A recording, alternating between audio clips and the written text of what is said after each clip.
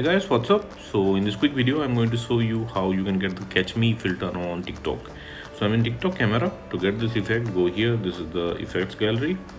Okay, now I'm in trending section. Here slide right until you see funny. Go there. Okay, here slide up. Okay, and remember this image.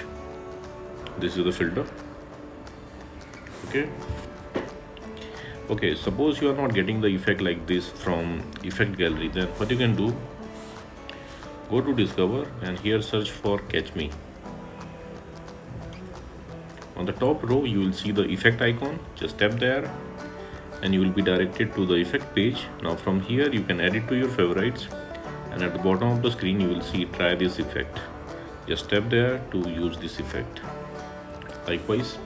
Okay, and suppose you are not getting this effect from discover also, then what you can do, let me go back.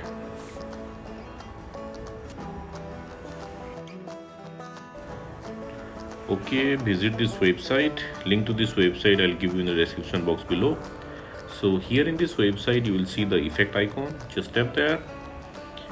Okay, you need to open the effect with TikTok. Tap on the record button at the bottom of the screen or tap on open app.